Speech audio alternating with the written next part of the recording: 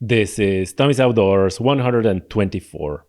Regular listeners remember that in episode 121, I hosted Sue Tidwell, where we talked about her book, Cries of the Savanna. I also reviewed that book on tommysoutdoors.com. And throughout the book and during our discussion on the podcast, Sue many times mentioned a game scout named Lilian, who was a game scout and also a wildlife ranger. And obviously, Lilian had a great role in the book and a great role in educating Sue about the realities of hunting in Africa. And no surprisingly, I thought it would be great to be able to talk to Lilian. And I know that you share that view because many of you commented on the post on social media that it would be great to have Lilian on the podcast. And because I'm trying to do my best for you and for the cause of educating people and talking about interesting things, that day is today. Today, our guest is Lilian Mremi, a game scout and wildlife ranger in Tanzania. And with Lilian, we started with talking a little bit about Lilian's route to do what she does right now, about her career. And then we dive in on all the interesting subjects, like how it is to coexist with those often dangerous animals, about human-wildlife conflict, about how regulated hunting is, what are the hunting regulations, what's her role during those safari hunts to make sure that all the animals are taken legally, legal size, legal age, and etc., etc. And also, which is subject that many of you are most interested in, is like, what is the impact and the role of hunting, and especially trophy hunting, in both conservation of animals and mitigating human-wildlife conflict, and often those two are really related. So I was really glad to be able to speak with Lilian, and I much appreciated her time. And yeah, I'm not gonna drag this introduction any longer. Just want to remind you that if you like what I do here on Tommy's Outdoors, the best way to support the podcast is leave a 5-star rating. Whether you listen to this podcast on Spotify or Apple Podcasts, go in there, hit that 5 stars. And if you want to go an extra mile, write the review on Apple. This is a great help. It doesn't cost you anything, and it's a great help for the podcast. And if you want to do something personally for me, you can always buy me a coffee. buymeacoffee.com/Tommy'sOutdoors. The link is in the description of the show. Great thank you for all of you who already bought me a coffee. I am really appreciating you. And yeah, that's it for the introduction. And now, ladies and gentlemen, please welcome Lilian Mremi.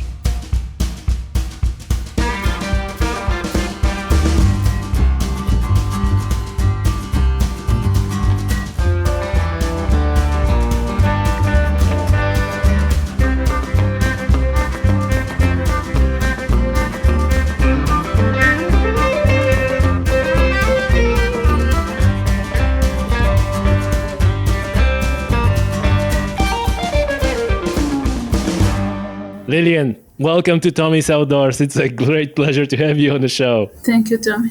A lot of people who listen to episode of the podcast with Sue Tidwell, and maybe even people who already bought her book, are familiar with you, and they are, I'm sure, excited to hear from you. Sure. But if you can, just for the purpose of the podcast and for the listeners who are not familiar with you, kind of give us like a quick introduction, what you do, what's your job, and stuff like that. I'm Lilian, and the book made me famous a little bit. I'm a game scout in Rungwa Game Reserve in Tanzania.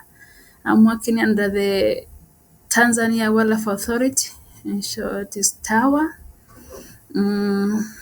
And I'm working now. I have working for 8 years up to date as a game scout. So you're essentially like a government official. Yeah. How did it happen that you become? Is that something that you always want to do, or was it like some moment that it happened? I developed a passion to become a wildlife ranger.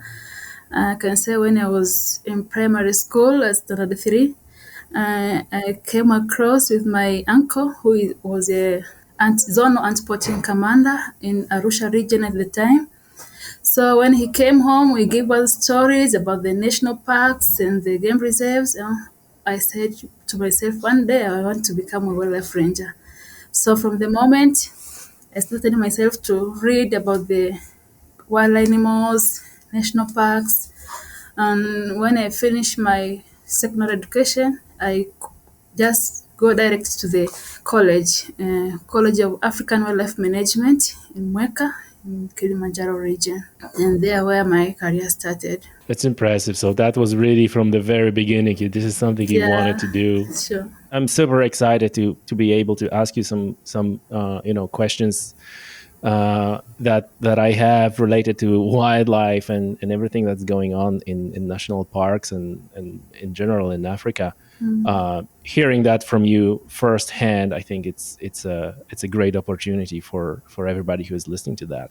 Sure. And I would like to jump right into it and ask you about human wildlife conflict and major sources of it, and also how to mitigate that.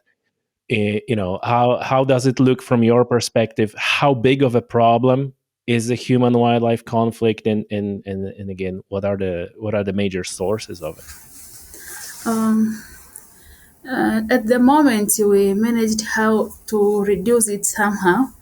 Um, the sources of human wildlife conflict is, so first we can say the increase of human population.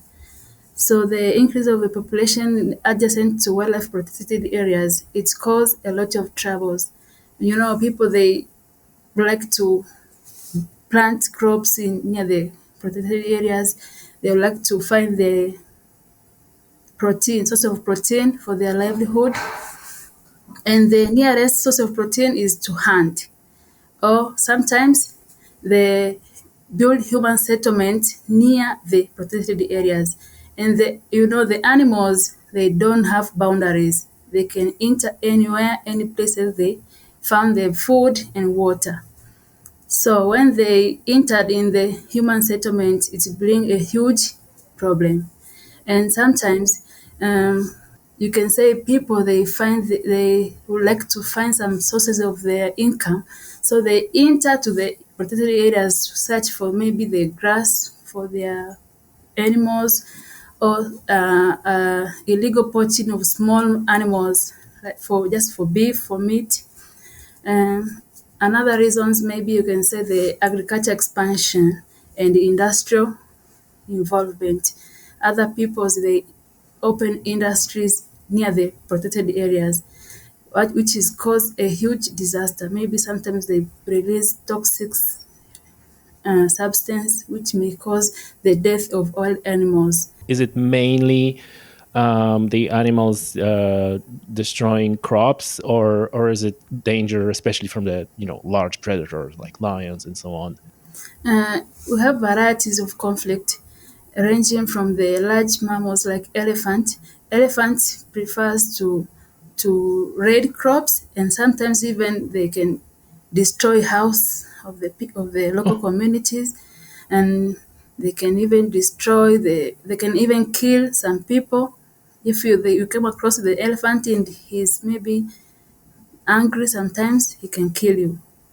So that's a problem. Other lions may eat the livestock. Sometimes we face a lot of challenges of lions and cheetah and leopards eating the livestock, goat, cows in the local community. So we have a lot of causes of conflict. You mentioned that you managed to mitigate that somehow. So what is the biggest factor in mitigating that conflict in your view? As a wildlife conservators, we try to teach the local communities on the conservation educations to use the local methods. We have traditional methods in many of African countries, such as to use they put the fence and to use the clothing with oil. You put oil clothing with the fence, it's irritating. Some animals can never pass to enter in the crop to eat. or to use the clothing with the chili. So you have to blend the chili and put it in the sun. After it's dried, you put in the with the clothing, and then when the elephants or other monkeys they get irritated and they won't enter in the farms. Other methods you can use, they use the drums to beat the drums. Oh, Elephants, really? yes, elephants by nature they hate noises. They don't like noise at Oh, all. Yes. So when they enters, maybe a group of elephants came to the village. The villagers arrange themselves and start to beat the drums. So when the elephants get confused and go back to the parks. Um, we have the other method to beat also the skin of the animals. When the local communities use maybe they have a goat skin, dried it. When you dry the skin like a goat or cow, it produces a lot of noise when you beat it. So the local communities used to beat the skin of the animals, so the noises make them elephant to go back to the park. We also teach the other method not for them not to plant the palatable and nutritious plants near at the edge of the park. So we encourage them to plant the plant which are not eaten by animals, such as sisal. Sisal is a good barrier to make wild animals to not enter in the village. that's interesting. So you're planting all those the plants that they're not interested in, and they couldn't smell that there's something that is good for them, like interested inside. And they're just getting discouraged. They don't want to, or is it just buying a little bit of a time to scare them off before they get to the crops that they're interested in? Yeah, yeah. Sometimes we even guarding and chasing them, and we teach the local communities small animals like monkeys, baboons. They just guard and chase. How big of a problem are baboons? I remember watching documentary once, and that it was actually even in the not even in the rural area, but in the towns and in the cities, they're apparently a big problem. Sure, some of the cities they have a huge problem because the baboons they eat everything, everything. If even you left the door of your house open, they can enter and destroy and make a mess in your home. I remember one day I forgot to lock my door and went to the office. When I came back, the baboon was opened it my door and eat the eggs, eat everything, the cooked food, and make a mess in my sitting Oh room. my! It was bad. It Oh was bad, real bad. So oh man! we just learned to live with them. Yeah. Yeah, I can't even imagine, because they're intelligent animals. So Yes, very I guess intelligent. they can find a way, even if you leave the probably window open or something. They'll find a way to sneak in. It's not like Yeah, you're trying to prevent, exactly. a rat to get in or something. They're Sure. smart. So overall, would you say that efforts so far to mitigate this human wildlife conflict, they're successful? You're happy with the results, or is it more of a, thinking like, yeah, we're making some progress, but there's still a lot to do? We are making some progress, and there's no single management strategies can prevent all crop raiding. And the goal of the management is not only to be reducing the level of crop raiding, but also to raise the tolerance level of crop raiding by at least lessening or diminish its impact to the farmers.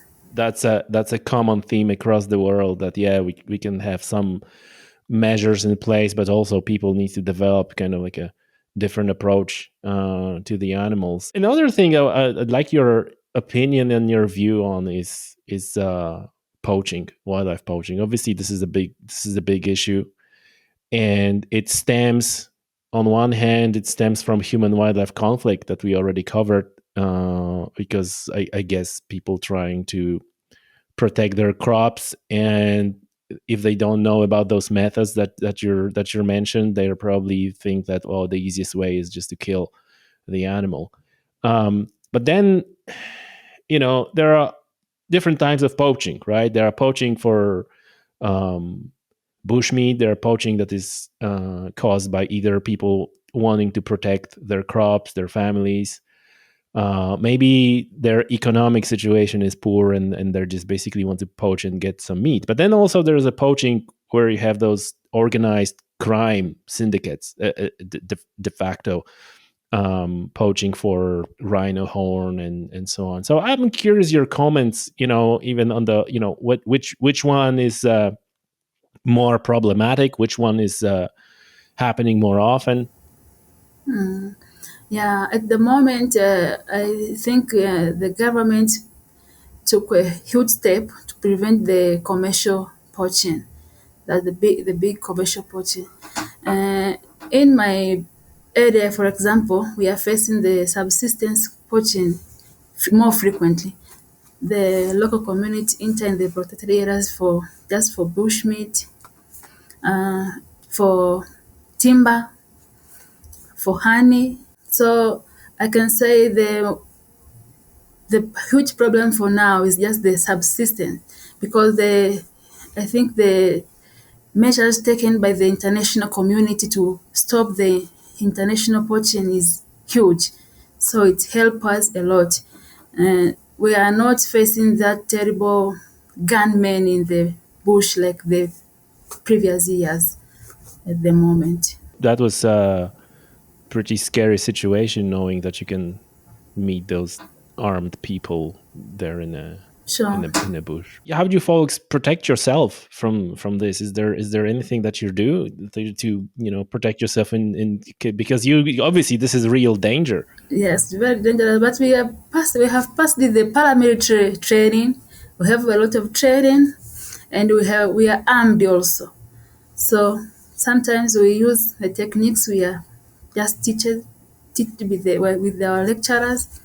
We use it in our bush. You not only need to be wildlife biologist and manage animals, you need to do like a social work and understand local communities, plus paramilitary training in Yeah. case you encounter bad guys with So the guns. yeah. Yeah. How do you manage to do all that? This is really hard. So hard, very hard. You have to manage the ecosystem. You have to know the wildlife diseases. You have to know the vegetation, types of vegetation. You have to recognize if there's any invasive species in the park, and you have to make sure poaching are not going to hurt you. You have to protect your gun and your ammunition. It's very hard, but we can take it. We can handle it sometimes.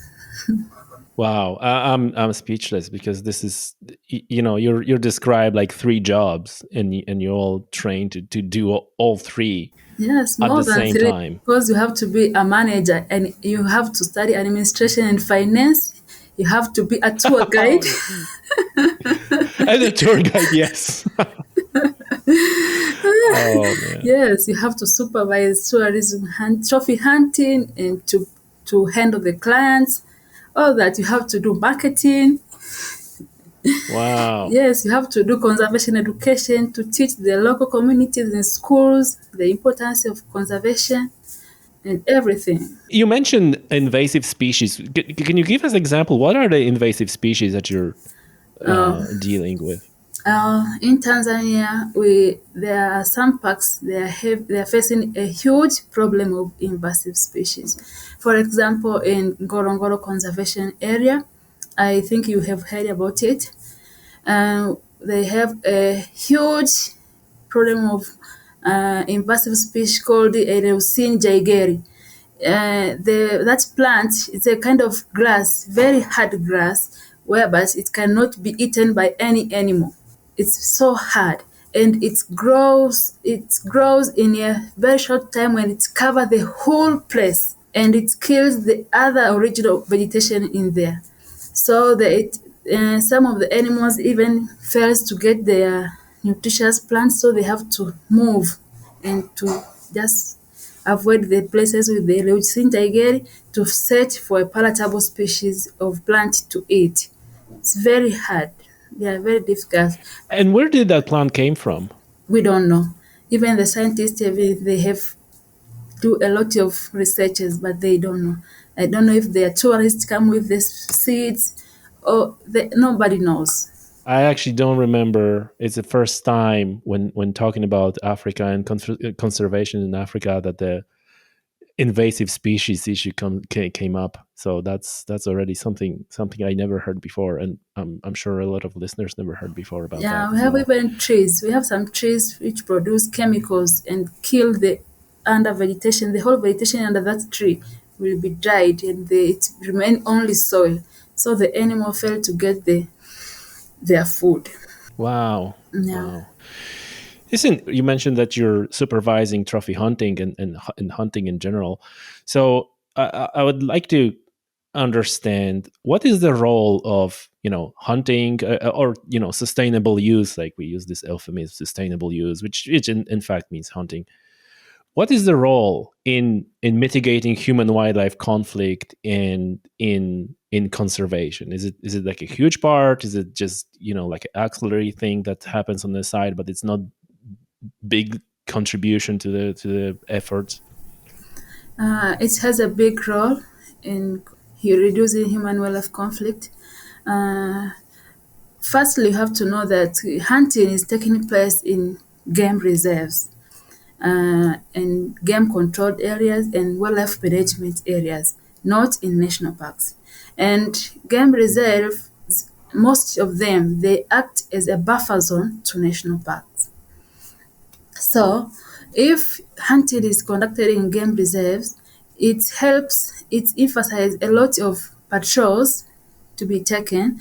When the outfitters are in the game reserves, they play a huge role in preventing poachers to enter in the game reserve because they don't, there are peoples there inside conducting tourism hunting and patrol, so they won't enter in game reserves. And we get a lot of money from hunting, which help to do a lot of activities in our local communities, on our government, build schools, roads, help villagers with lack of waters to have the water.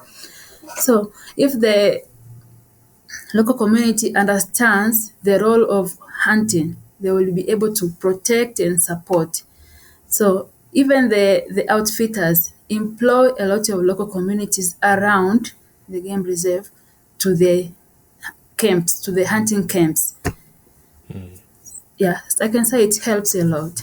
You're kind of confirmed that. It's good to hear directly from you. And tell me, so how the whole hunting is regulated, because there is a lot of regulations, a lot of rules, a lot of regulations. And I know from the conversations with Sue and from other places that you are essentially making sure that these things are adhered to, and the people are sticking to those regulations. So can you elaborate a little bit about those regulations, and then how does it look like, how you effectively watching and enforcing those regulations? Uh, I can say trophy hunting is take place as a legal regulated activities and program implemented by the government, wildlife agencies, the protected area managers, indigenous people, and the outfitters. So it takes a great variety of governance, management, and ecological concepts. Um, I can say we in Tanzania we have hunting regulations and it must be followed the whole process of hunting so that you can see in each crew of the hunting we have a professional hunter, uh, a game warden or a game scout, and the client himself. So the role of a game scout is to ensure all hunting regulations are followed. And it's I can say it's it's having a higher penalties and fines if you breach any one of the regulations. So when we are in the bush doing hunting, we have to be very keen and very smart to choose and to follow all the regulations. So we cannot hunt maybe the female animals, we cannot hunt the immature animals. It's strictly prohibited. And if it happens, even you wound an animal and maybe it's lost, you have to face a huge penalty. So I can say the government and the Tanzania Wildlife Authority, they put a lot of emphasis and highly regulations to maybe to, like I say, maybe to strengthen and to put it worthful. And how those regulations are created? Is it like an ongoing research that, because I guess is there any quota system? So you have a regulations in terms of whether it's a male or female, and how mature it is, and probably there's a size of the horns or something. But is there also a quota? Is it like, oh, this year you can take this many, this species of antelope, and this many species of that antelope, and so on? Yes, yes, they have hunting blocks and hunting quota in every year, and it is being allocated by the government institution called TAWIRI, Tanzania Wildlife Research Institute. They conduct research every year and produce a quota for some of the animals to be hunted in a certain year. Okay, so it changes from year to year. Sure, every year has changed. Wow. Yeah, Yeah, you see, this is great to hear, sure. because that straight away, people who are not informed think that this is somehow agreed once, and then you just go along with that, and you're saying this is evaluated every year, and changed and is changing every year. And so is it, so this is, I presume, there's all that administrative work that you're saying. So when you're a game scout on a hunt, is it like you're reporting daily on it, or is it like you're just in there, and at the end of a I don't know, trip or a hunt, you then go to the office and you need to do all the paperwork? How does that work? You record everything happened in the bush, and after the trip finished, you have going to report it the office, and the office report it to the headquarters. When you're on a hunt, sometimes mistakes happen, right? You're like like an honest mistake, not that someone goes and purposely shoots an animal it doesn't supposed to shoot, but their honest mistakes are happen. Is there any difference how you treat someone who, I'll give you an example, what I know, again, from here, right? You're out there hunting, and obviously in Ireland or UK, or even in the US, where we hunt, the hunting is actually less regulated, I would imagine, then, because we don't have like a government official accompanying us with on a hunt. But if you shoot an animal that you doesn't supposed to shoot, right, you make an honest mistake, and you call a wildlife ranger and says, well, I have a problem, right? I screwed up, this is what happened. Um, is situation like that happens as well, and then you're kind of have a different procedures, or is it like, well, regardless, tough, you're paying same penalties, and this is the same, you're treating those people the same? There's no, I can say there's no favor on that. You have to pay the same penalty. If the maybe I can say if the you wound a lion and it's cost 10,000 USD, you have to pay the 10,000 USD. Are you taking like an active role in selecting an animal, or is it PH, professional hunters role to pick the animal, and then you're only basically make a note whether he selected the correct animal or incorrect animal? So in other words, are you partially also responsible for making sure that the hunt is pursuing legal animals, or No, are you not? No, you're not. I'm not responsible for that. I'm only responsible to note if it's a correct thing or it's not correct. And do you see that after fact, or is it like what? I'm trying to think like, is there a situation when the pH goes after an animal, and you look at that animal and you think to yourself like, man, this is not legal animal. And The good thing, I think almost all PhD, they are very keen. They are very, then they master their job. So mistakes like that, very few can happen. Very few of them.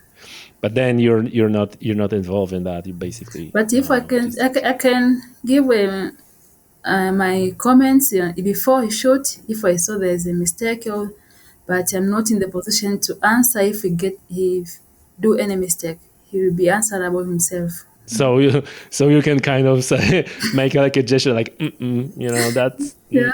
Yes. you're not gonna tell him like go after this one, but you may go like dude, I wouldn't do that. Sure. There is I guess that to become a PH there is a quite a elaborate process of being of exams. Like how does that work? So PH is ultimately responsible for selecting the correct animal, right? Yes. Are they required to pass any governmental exam or some sort of a certification? How does that work? So you can ensure that the guy knows what he's doing.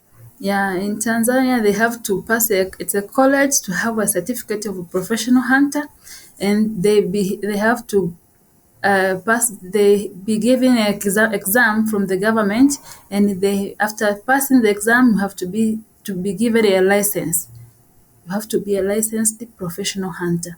And is that exam involves any, I don't know, exercise or any part that actually happens in the bush, or is it purely theoretical? I think that when you are in the college, you pass the exam of the in the you have to go to a field work. The Oh, field work field work. Yes, that involve was the word I was looking for. yeah involve the training of to know the matured male to be hunted. Yeah. And so, in every hunt, have a game scout assigned, because like a game scout sounds like someone who's helping to scout the animals, but in fact, the game scout role is more like a supervisor, I would say. Yeah, That would be it's to probably the better supervise term. and make sure the maybe the client and the camp is secured. And how does it look like? So when because from a perspective of the tourists, then they're book a hunt and they go and then they show up there, and so are you kind of like assigned to particular hunt or particular safari that is going on, and you're showing up at the same time as the clients or those tourists, or are you there already before making sure that everything is that? I'm just trying to figure out like how does that work from your perspective? You're from start to finish, or you just show up on the day when they're actually pursuing animal, and if they decide to stay in the lodge or whatever in the camp, then you're not showing up. How does that work? The procedure is the outfitters make their camp in the allocated hunting block. And they are the ones who knows which client is coming for how many days. Maybe we have 15 days permit, 10 days permit, 21 days permit. So they will ask to the outfitter ask the office to the manager. We are asking for a rent for a game scout from this date up to this date. So they are the one came to the office to pick a wildlife ranger and take to the camp the day the clients are arriving. So we are normally be in the camp already before the client. We are receiving the client while we are in the camp. Yeah, and we are going to be with them. Every movement they make, we are going to be with them. Obviously, you're said at the top of the show that you're enjoy what you do. Like this was passion for you for wildlife and so on. So I'm curious, when you're on this hunt, when you're doing this job, are you also enjoying that, or is it more of a not really that enjoyable because you need to pay attention to all those things, and at the end of the day they're going in and they're shooting animals, and that's maybe not. So I'm curious, how enjoyable is that job versus just a chore, because you need to. I remember passages from Sue's book again when you were basically in a car with this driver, and that's I presume that's no fun. Yeah. I don't say if I can say if I'm enjoying, but my dream expanded. I was planning to have my own tour company. That is my dream for now. Uh, the working condition in the bush is hard. It's very hard. So if the environment was friendly for us, I can say I'm enjoying. But we have a huge area, and the government is not well enough to provide with the sufficient enough, I can say, equipment, maintain the roads, to make a nice house for us, uh, a nice salary. Still, we've been paid low, very low salary. So when all of these are facing, we are just not enjoying at all. You will plan to have something more for your life, and for maybe to make your family to have something. So yeah, that I can say life is just like that. No, that's true. So you said you want to have your own company, like your own tour guide company. Yes, I wish I can open my own. It will be photograph, photo tour company. Okay, the photo tourism. Yeah. Okay, that's it. So maybe now it's a good moment to do that transition and ask, what is the role of a photo tourism, or non-extractive, I guess it's a word, tourism, right? Because we said, like, oh, hunting concessions, this is a big deal. There's a lot of money brought to the economy by those, and also helps mitigate human wildlife conflict.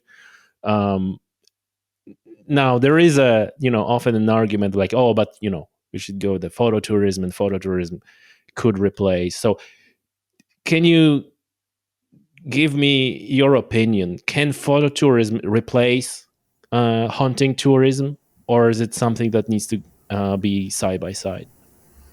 I think it can go side by side, because uh, all of them, they are valuable. They can be used at a different time and different places. So I think they can go side by side. Would you say that it can be replaced?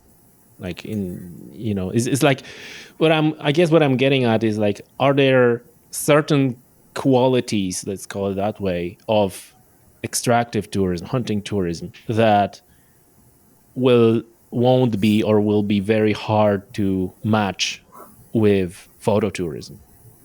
Sure, it's true, and we can say the photo tourism is given more publicity, and it's given more promotion everywhere, and there, the activists, they used to hate the hunting and say a lot of things about trophy hunting. So, for my opinion, I'm saying that photo tourism is going to take over, and going to be to provide a good government revenue. And is that the reason that you'd like to have like a photo tourist company? Is that more of a forward thinking of, like, well, this is the future, this will take over, so therefore this is what I want to do? Or is it like you're just not enjoying hunting and killing animals that much, and you'd rather do something else? No, no. As I still support hunting, but to have a hunting company is much more very expensive, and in my position, I cannot. I cannot afford that. So I just But maybe you can, like, when your photo tourist business will do very well, the next step. maybe when it's doing very well, I can think about it. because I Oh, have already clients like you. You will support me. gotcha, gotcha. There is a lot of bad publicity around hunting, around trophy hunting, and there are even that discussions like, should we even keep using term trophy hunting, because it has these bad connotations, and people just doesn't know. This is why we having these conversations like one with you, where to educate people really how regulated and how strict that is. It's not like the guy shows up with a gun in a bush and shoots whatever they lay eyes on. There is actually the whole process, the whole procedure, and it's updated annually, and all that things that you already talked about. How what are your thoughts? Like, do you understand why people are um opposing or are not happy with hunting, with trophy hunting, or is it from your perspective like a complete madness and a lack of education on the part of people who are against it? Like, how do you feel about this movement? I think maybe it's because of the bad publicity and people they are not aware of the truth of the real trophy hunting. So they think maybe someone is entering just the bush and just kill every animal he saw in front of him, while it's not true. It's taken it. We can say we are taking it scientifically, and we consider it ecologically also. So I think if people they get the correct information, will improve their understanding, and they will support it. Yeah, there's so much emotions around that. It's sometimes it's hard to turn people around if they don't want to hear. And Sure. this is the biggest problem. And you obviously heard about this. There's a lot of talk now about banning imports of animal parts, and banning trophy imports. That's obviously kind of like a complex issue, because on one hand you have a control of sell and transfer of animal parts, which plays a role in limiting poaching. But then obviously the majority of that is aimed at curbing trophy hunting and so on. So what are your thoughts about that? And if those trophy bans will go ahead, how would that affect? Would that have any effect on what you're doing, or on the economy? Sure. Those restrictions have of hunting trophies, then the bans, they have a negative consequence for the shared goals of especially for the shared goal of the union between African countries and the partners. So you can say European Union, USA. It has a lot of negative impact. Our government system depends on such funds or such revenue to do some things like to a lot of development activities in the country. So maybe if the Congress maybe or the EU should proceed with the high degree of caution. We can say they can proceed with the high degree of cautions before taking any action that would undermine the ability of the African Partnership and American to use the trophy as the part of their conservation and sustainable development programs. Or maybe we can say any restrictions which could have the effect should be preceded by the establishment of fully funded, the feasible, the long-term alternative that finance the conservation actions. Because without that, a lot of things would be stuck. Are you worried about that they're gonna pass those bans and all that? Is that something Yes, that? yes, it's worried me because the hunting sector employed a lot of people depending on that. Uh, Leave aside the outfitters themselves, there are a lot of local communities benefited from that thing. And if you you stop just like that, it will bring a bad reputation and disaster to the community. I'm curious about your opinion, Lillian, about things like that. When you talk to hunters, right? Especially when you talk about trophies and so on, what you hear almost every time they say like, well, it's mainly about the experience and being in the bush and experiencing and everything and so on, and that's the biggest thing. And that trophy is just sort of like a memento. It's just a memory of the experience that we had. And you know it's then you think like, well, if that's the case, why would why would banning the import prevent you from going to Africa and doing hunt anyway, and still having same experience, having same time in the bush and experiencing the wildlife and everything and so on, just without this last piece where you actually taking your horns, your skull or your um, hide of an animal back. You could imagine that wouldn't that have like such a big impact. So I'm curious if you're heard this argument, and what are your thoughts about it? Because if you're going there for experience, you're going for the experience all the same. From my opinion, a lot of clients we are receiving, they want to take their trophy back home. I don't know if the others don't like trophy, but a lot of them, they want to have their trophies to go them to their home. And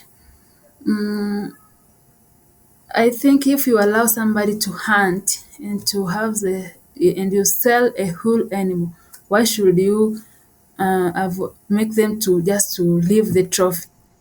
Why is he paid for the whole animal? So it's good to have his own trophy to make to make him say to remember the Africa, to remember the country we visited, to have a, a good feelings about the thing he did in a certain country.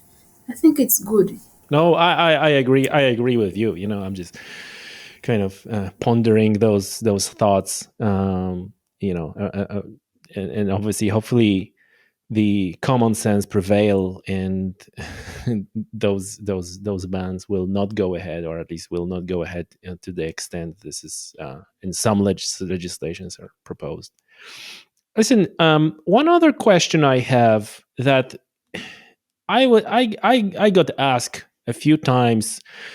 Obviously, this is not the first episode about the conservation in Africa and hunting in Africa. And my question for you to hear, like firsthand, like what is in terms of your work as a game ranger and who works in preventing poaching and addressing human wildlife conflict and so on, how important are initiatives that are coming from the US or from Europe, and setting up the hunting concessions and so on, versus initiatives that are going inside for originating from Africa. Like you said, the government is doing excellent job in for example preventing this organized crime, this commercial poaching, and so on and so forth. So I'm just curious about your views. I've recorded the episode some time ago about a hunting concession that was set up for the purpose of conservation, and like you mentioned, local community was involved, and people get jobs and so on and so forth. And I got comments like, "Oh, this is the problem. The white man goes in and holds their money, and this is the problem in the first place, and so on and so forth." And I was a little bit confused whether they're right or whether they're wrong. So I'm just curious. Is it important, this people who are coming in and they're setting up those hunting concessions and doing all that, or would you prefer to see that all done by local people, and perhaps some government grants, so local communities can go ahead and do those things? For my opinion, I think all of them they have the right to own the concession in the outfitters. Even someone from abroad own the company of the outfitters. They have certain regulations they have to follow and certain payments. And I think the government favors the local people to who own the companies. They have to pay a reduced amount of money compared to the foreigners. So all of them they can invest in this sector, and if you follow the rules and regulations, it's good. Listen, one other question that I have opportunity to ask you all those questions. I'm as a hunter, right? I can say like I enjoy hunting, the pursuit of the animal and all that. And I'm curious. I heard some mentioned in the passing, but how about is there any need or desire by local communities like have local hunters? I mean, is local hunters are hunting for meat, and because of the economic situation, they're like nobody thinks about going out hunting for fun, or is it basically too expensive for local people to go out and hunt? Because like you mentioned, you folks were hunting those animals for thousands of years, and you have a local ways and this and that and so on. So I'm thinking, if I lived in Africa, I would like to hunt. Not necessarily, um, you know, see hunting as something that people with a lot of money can go in and they can hunt. I would like to do that as well. So I'm curious: is it just that thing doesn't exist and no one even wants to do that, or is it just truly once people have a disposable income that they can invest in money and just go hunting for fun, and with the local communities, like such a thing like hunting for fun doesn't exist essentially? Uh, Even Africans, they in previous they were hunting for fun, and it was allowed. You're going to if you have a required firearm, and you are going to the office of tower, they allocate you a permit. You're going to hunt, but I think it has been banned for 10 years now.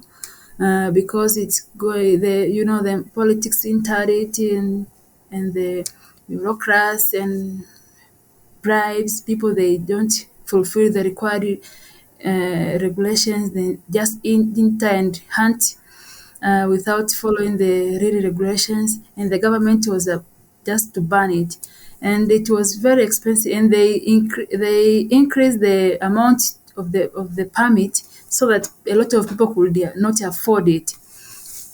But at the moment, if the government started a system of hunting for the people, so the government self hunt, just we call it to crop the animal population.